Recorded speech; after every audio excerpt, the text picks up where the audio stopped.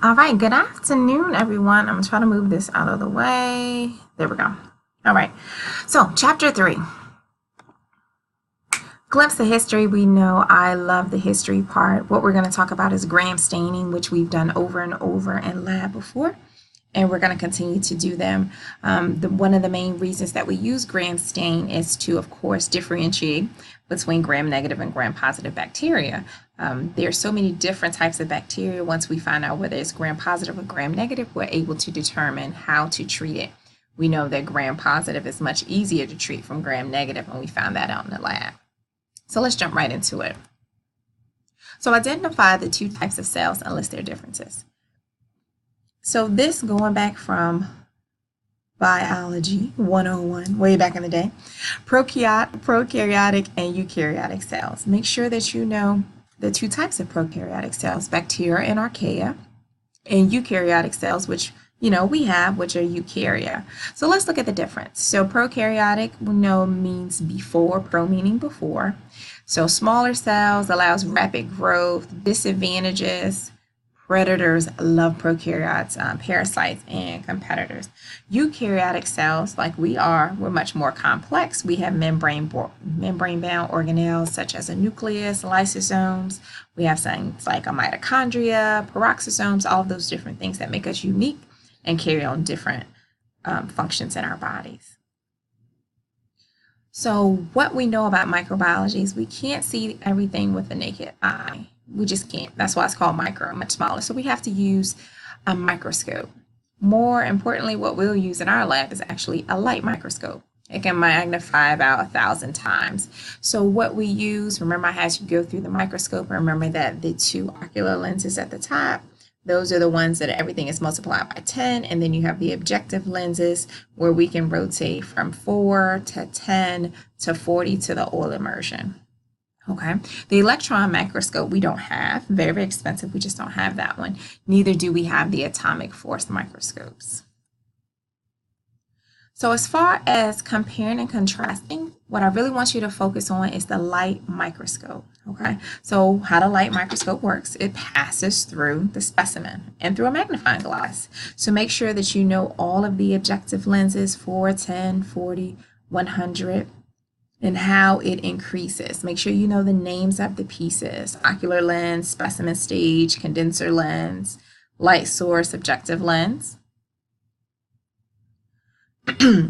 Resolution, that means how we can adjust the power, how we can make sure that we zoom in and we're able to distinguish one from the other. So this part I'm going to skip through. The oil immersion, we know we only use when there's oil, so of course it's going to increase it. Contrast, we don't use too much of it, but it is definitely how you determine how cells can be seen.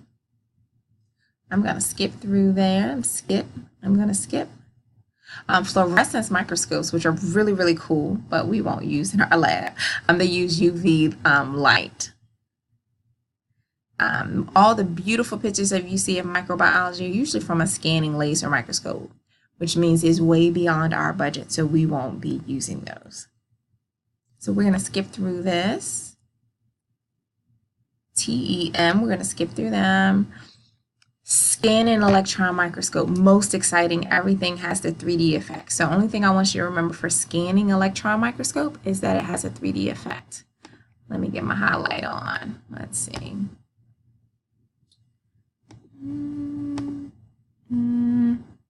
It's not going to let me do it unless I update, and I'm not going to update. So make sure you know 3D effect. Okay.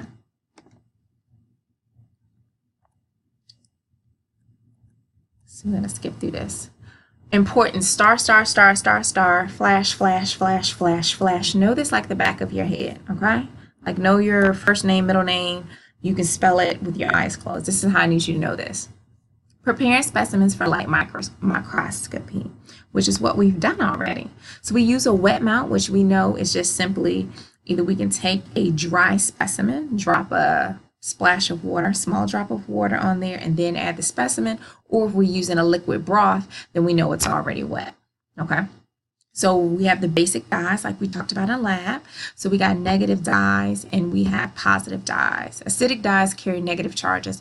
Please know that acidic dyes carry negative charge and can be used on wet mount.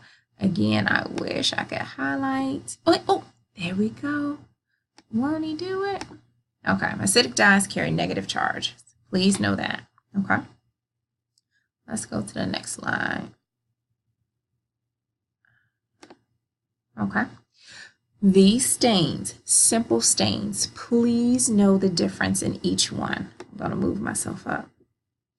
A simple stain, what it is, which is basic, we just want to see what it looks like under the microscope. We're not trying to figure out if it's gram positive, gram negative. We're just trying to see colorless versus colorless versus color. That's all.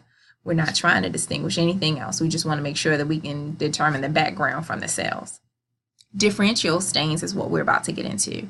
Gram stain and acid-fast stain. Please know the difference between the two.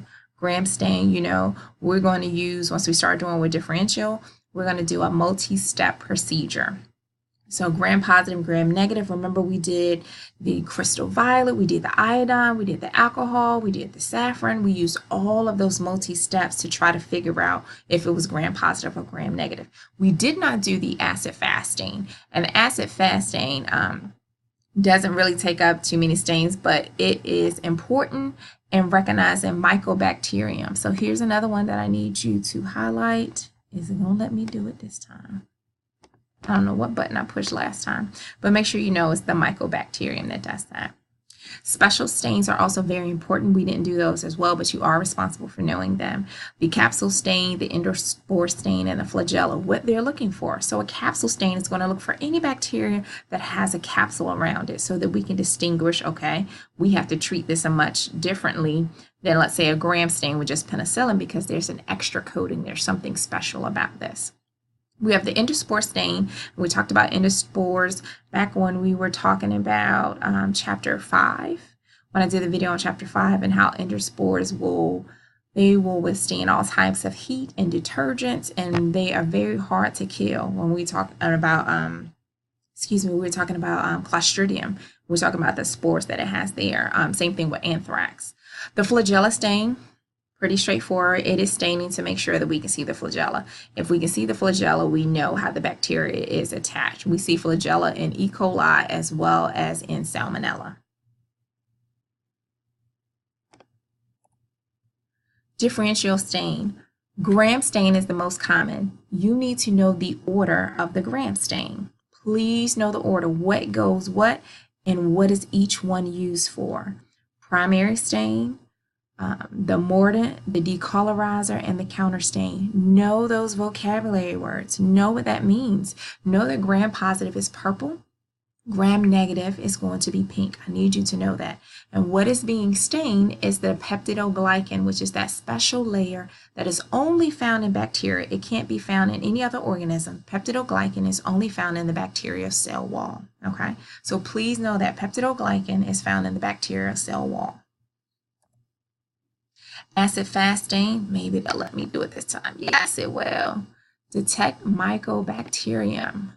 That's what we're using for. So tuberculosis, TB, and leprosy, we're going to do acid-fast staining. So if we ever have anyone that we suspect of that, we have to use acid-fast staining. Gram stain will not pick it up, okay? One of the things that's very important here, it has a waxy fatty acid that prevents the uptake of dyes. That's why we can't use a gram stain. We have to use acid-fast stain for this one.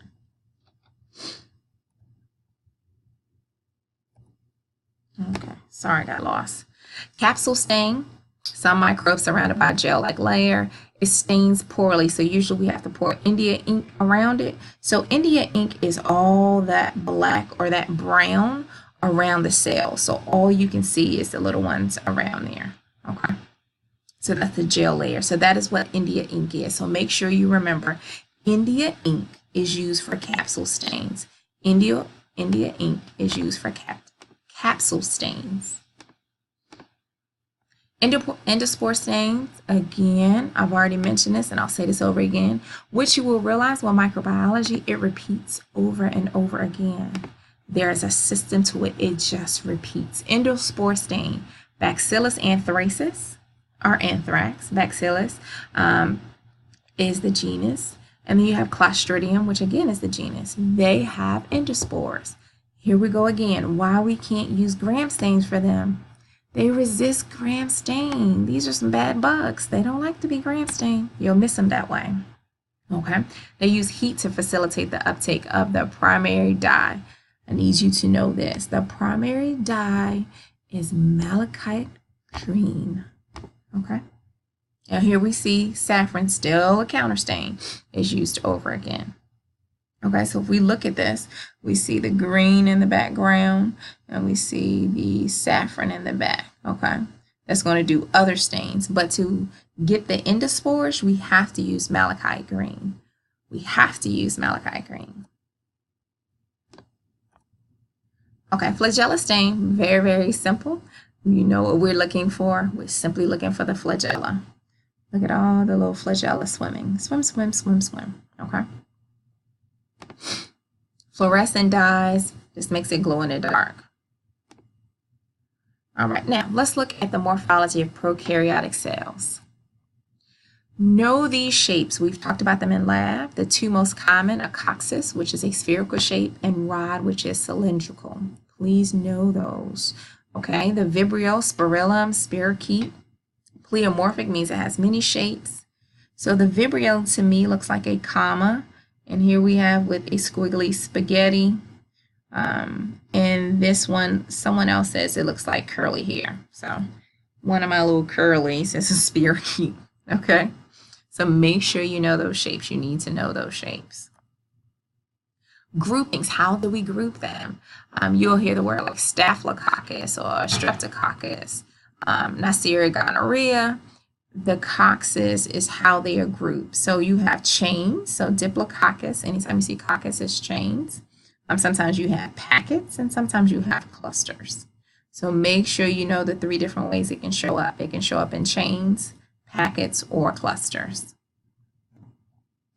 Multicellular association. Some prokaryotes live as multicellular associations. They feed off one another. Prokaryotic cells, please pay attention to this. So we see one common thing that they do have is ribosomes. And we know eukaryotes have ribosomes as well. So here are the ribosomes. It has a flagellum. So of course you're going to use a flagellum stain to see this. Flagellum stain will be used on a prokaryotic cell. It has a cell wall, the cytoplasmic membrane, the pilus, which we'll talk about a little later, and how it is used for reproduction. Has a cytoplasm and a chromosome, DNA, and it has a nucleoid, which is something like a nucleus, but isn't a nucleus, okay? So that's why we say it is non-membrane bound. It does not have it, but it does have a cell membrane, okay? So here are some typical cell structures. It's going to have a flagella for movement. Pili is used to adhere to surfaces. Sex pili is used to transfer DNA.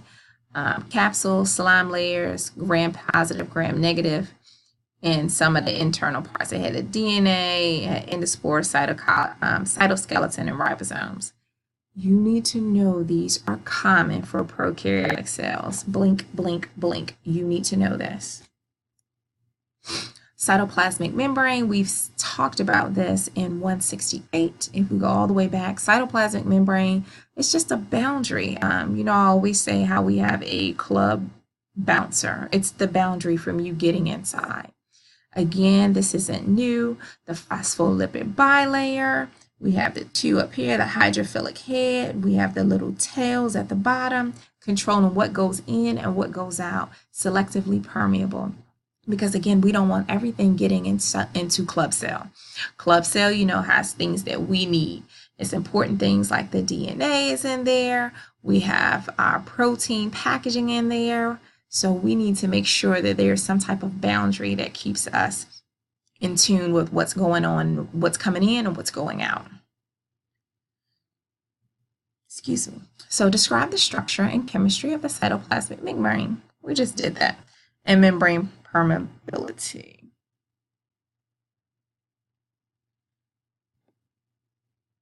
There we go. Again, cytoplasmic membrane talks about club cell. We're the boundary. Bacteria and archaea, remember they are both prokaryotic.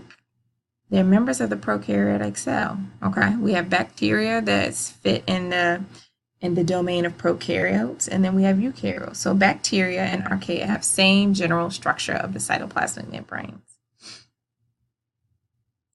Permeability. Know this. I expect that you know this because I taught this in 168. So I know that you guys know this, and you all that had Dr. Brown or another A&P instructor, I know that you all went over this, okay? What passes through easily? And just for a quick review, I think of the nucleus or the cell is very, very exclusive because it's so exclusive. There's a bouncer that sits outside of it that determines what goes in and out. So there's a bouncer that determines what goes in club cell. We have what we call VIP people. VIP people at the club don't pay admission. They just walk right through. So that is going to be our gases like oxygen, carbon dioxide, and nitrogen. They're very small, hydrophobic, so they go in, no one asks any questions. They're the VIP people, okay? Water goes through pretty easily. Then we have these other things that aren't too easy to pass through. Sugars, ions, amino acids, ATP, and macromolecules. Okay, because it's not going to, they are not on the VIP list, they're going to have to go through some other way.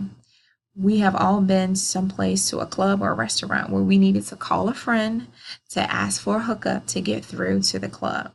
Now, if we're asking for help to get through to the club, same thing happens here.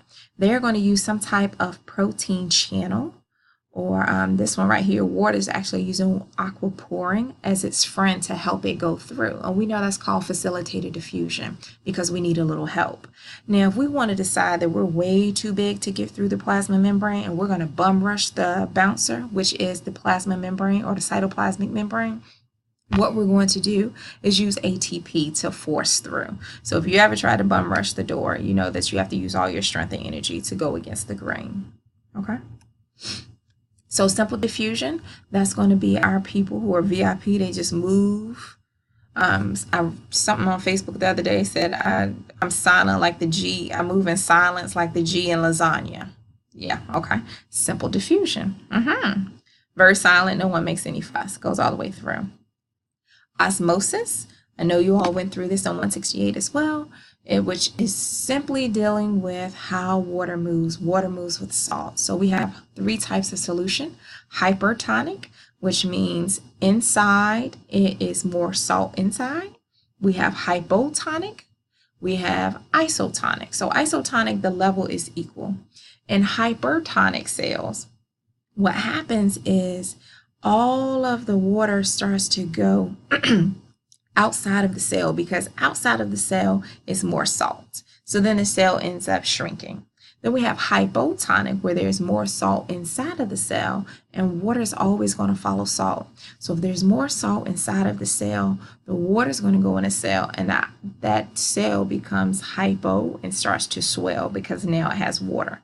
Now if there's more salt on the outside of the cell, then what happens is the water that's inside of it begins to shrink and it goes into crenation, and that is a hypertonic solution. So there's more salt on the outside. Hypo, there's more water on the inside of the cell.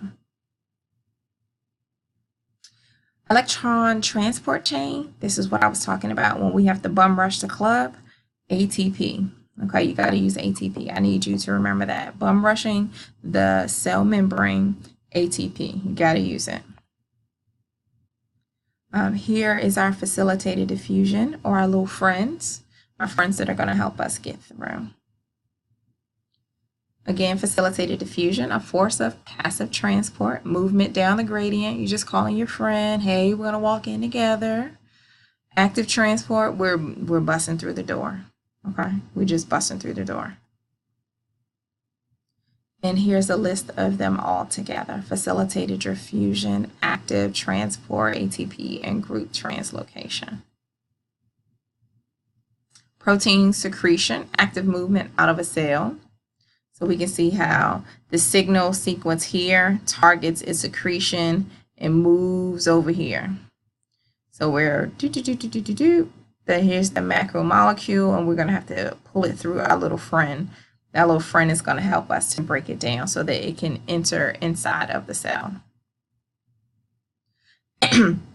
Cell wall again. Cell wall, very, very strong and rigid and prevents lysis. Remember, lysis is cell death. So the whole purpose of the cell wall is to keep it from dying. So this is where we get gram-positive and gram-negative for, because peptidoglycan, again, I'm going to say this 1,000,008 times. Peptidoglycan is only found in bacteria. Please don't tell me it's found somewhere else. It is only 100% of the time only found in bacteria. Okay. Cell wall is made from peptidoglycan. It has some NAM and NAG in it, which is glycan chains. But this is what I want you to key on. Gram-positive cell has thick peptidoglycan layer. And I wrote this down on the wall, how this has peptidoglycan layer, gel-like material, and cytoplasmic membrane. We see that? 1, 2, 3. Okay. Thick layer. Now we compare that to gram-negative. It has a thin peptidoglycan layer. It's still present, but we have that thin layer. Important piece here, LPS.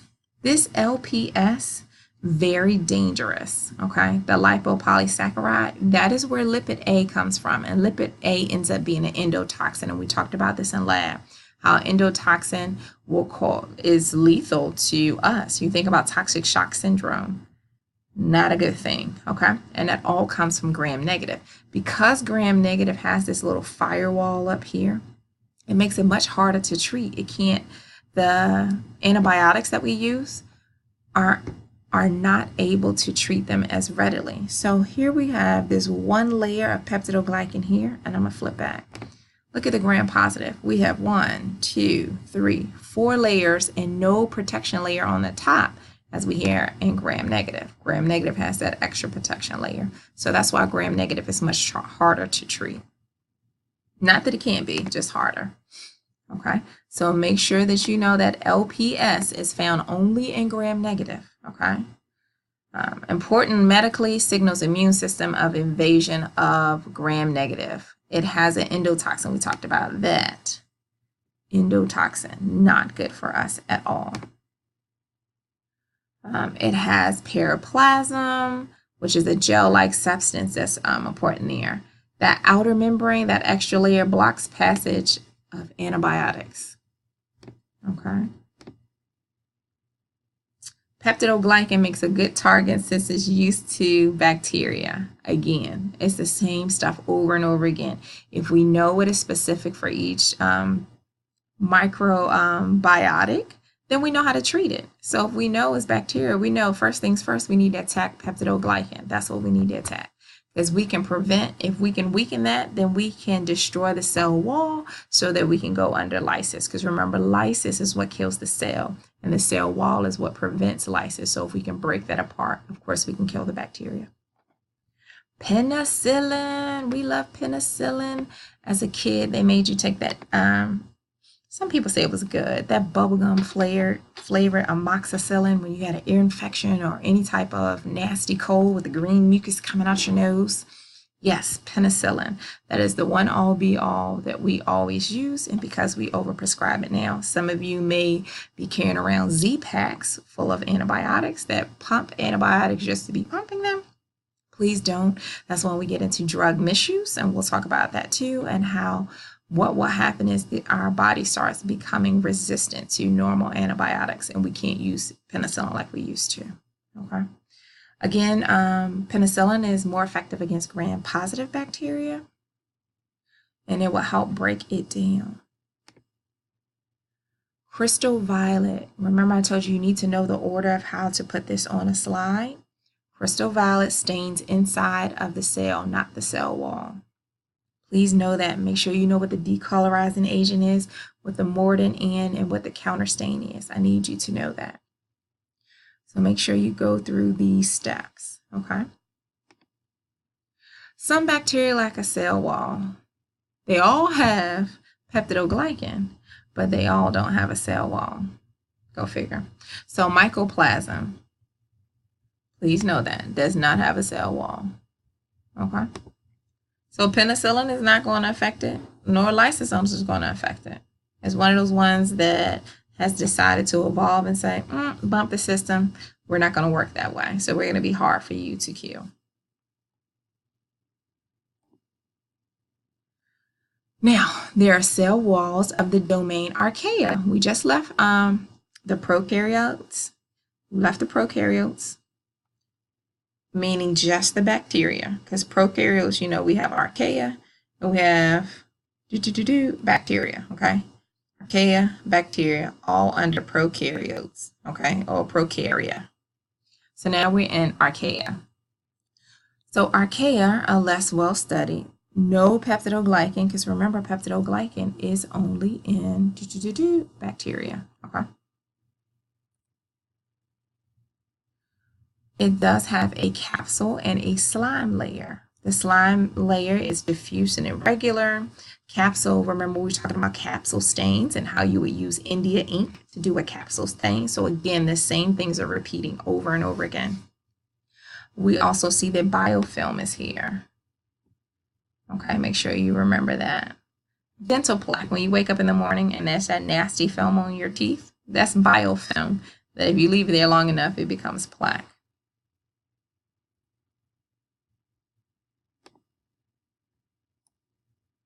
All right, flagella, I'm going to move through this quickly because I know you remember this from 168. Flagella is in motility, how you move. I like to move it, move it. All right, you do need to know the three parts. So you have a filament, you have a hook, and a basal body. So here's the hook, here's the filament, and the basal body. How does bacteria move? So there are a couple different ways. They move accordingly to what they feel or sense that's in the environment. Some of them tumble, some of them run, some of them tumble. Tumble, run, tumble, run, tumble, run. Sometimes they do aerial taxis, magnotaxis, thermotaxis, heat, magnet, or by light. Pili. Need you to know this. Pili is shorter than flagella. They allow attachment, and the sex pilus is used to transfer bacteria DNA. Okay. Chromosome, I know what you know. The nucleoid, single circular double-stranded DNA. Plasmids, make sure you know the difference between the two there. Ribosomes, make sure you know the difference here. Prokaryotics have 70S and what they're made of. Eukaryotes, 80S. Okay. Important medically because antibiotics are impacting 70S ribosome, do not affect 80S ribosome. So make sure you know what each one makes up. So 70S is made from 30 and 50. I know the math is weird. I didn't do it. 70S makes up 30S and 50S. 80S is made out of 70S. Cytoskeleton, it is the skeleton of the cell framework. Storage granules, gas vesicles, endospores. Again, remember how we see endospores, we can only use a certain stain. Please make sure that you remember what stain is used so that you see endospores, okay? Remember, we have to use malachite green. Sporulation, how we develop. Cell stops growing, DNA is duplicated, septum. We keep going and keep going. Make sure that you're familiar with this process as well, okay? Eukaryotic cells, all that we know. All they have is membrane-bound organelles, animal, plant cells. So we got vesicles. Make sure that you go through and familiar with each one of these terms. I'm not going to spend much time on them because I know you've done these on 168, but make sure you go through those, okay? Cytoplasmic membrane, very similar to prokaryotes, but there are some differences. We have some proteins. We have several different things. We got some pumps involved that we won't see in prokaryotes.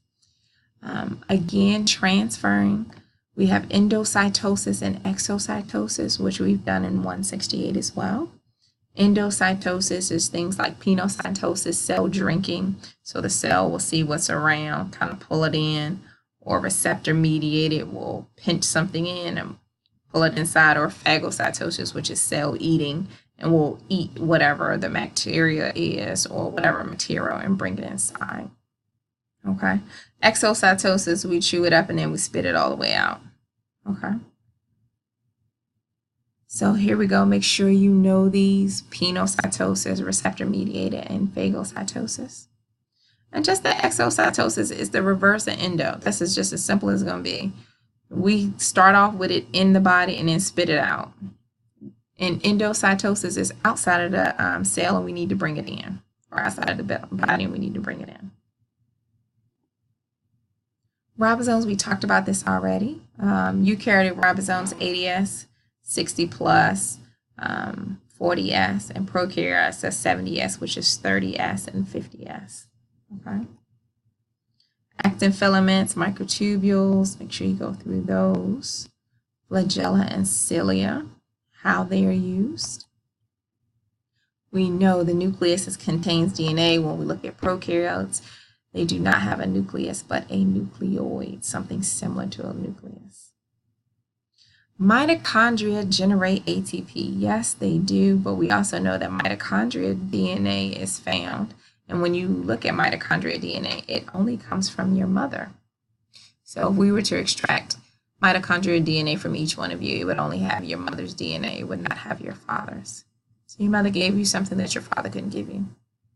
Happy Mother's Day. The organelles, I know you all know this, chloroplasts, what they do. We know that chloroplasts are not in us. They're only found in plants and algae, so make sure that you know that. Only found in plants and algae. I'll highlight that as well. Plants and algae. Uh-oh, got stuck. Endosymbiotic theory. One of my favorites. Ancestors of mitochondria and chloroplasts were bacteria. That's why they're saying we have mitochondria DNA that only comes from our mom. It's special because the thought is that we were all prokaryotes and then we evolved into eukaryotes much later. ER, we know the rough ER, what it does, protein synthesis. You have rough and smooth. We know smooth ER is used for lipid synthesis. It will help to, of course, with calcium storage, but not only that, it does detoxification in us. That's why our liver is full of smooth ER. That's why the liver is so smooth. Golgi apparatus. This is the UPS of the cell. It ships, sorts, repackages, and organizes and ships the protein out. Okay. And last but not least, the garbage truck of the cell, the lysosomes. They want to break down and eat up anything that is torn or worn out so that we no longer have to deal with it. Peroxisomes, again, are good to use to break down fatty acids and to detoxify chemicals. We always want to make sure there's some type of detoxification that's going on, checks and balances. And that is my last slide. Chapter 3 is over. Hey, hey, hey. You still watching the video? All right, any questions, please email me. Bye-bye.